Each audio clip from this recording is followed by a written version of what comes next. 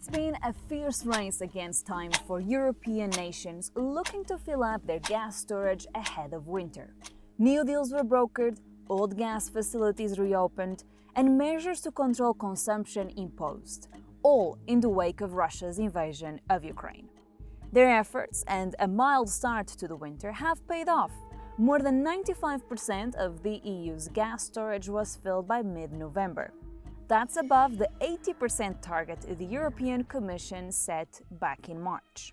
That's easing price pressures on consumers, but Europe's energy crisis is far from over. Come March 1st, 2023, the European utilities will have to start refilling their inventories again to prepare for next winter. Henning Gleustein is the Director of Energy, Climate and Resources at political risk consultancy Eurasia Group. And they'll have to do that probably without Russian gas, and that means price pressure will be high. There has been a lot of apprehension around this winter, but leaders and energy experts say it's next winter they're most worried about. And there are a few reasons for this. For starters, Russian gas will no longer make up the bulk of Europe's energy imports. You only have to go as far as 2021 to see how reliant the EU had become on Russian energy. It was the EU's largest provider of oil, coal, and crucially, natural gas, which makes up the biggest part of Europe's energy mix. European nations were buying gas from Russia at normal levels at the start of 2022, but that came to an end after Russia invaded Ukraine. Moscow drastically reduced supplies to Europe, and the EU revealed plans to wean itself off Russian energy, claiming the commodity had been weaponized. It's unlikely that the EU and Russia will restore their links anytime soon, meaning governments will have to rely on energy from other parts of the world to heat their homes. One option European governments were excited about was liquefied natural gas. While Russia provided a decent portion of the EU's LNG in 2021, so did countries like Qatar, Nigeria, the United States, and Algeria. But Europe is facing fierce competition. China was the world's top buyer of LNG in 2021.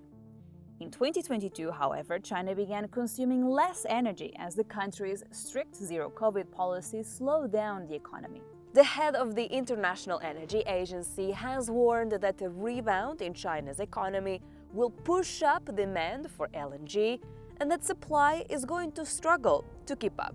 When we look at the IEA analysis, next year, only very small amount of new additional LNG capacity will come to markets. Global LNG supply is expected to increase by 20 billion cubic meters in 2023.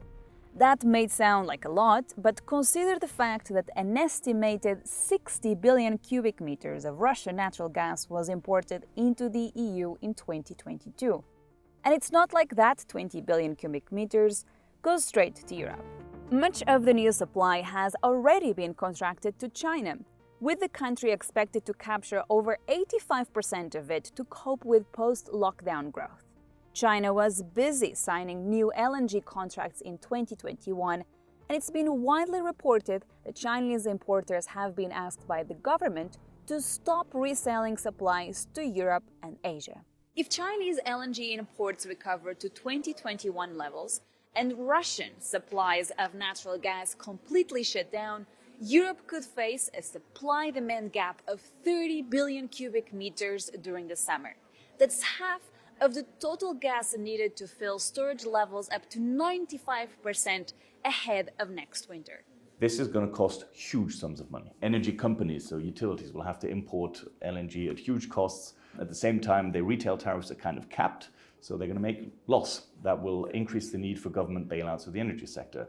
Governments are still having to help small businesses and households with their energy bills.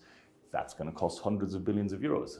Since September 2021, nearly 600 billion euros has been set aside across EU countries to help defend consumers from rising energy costs.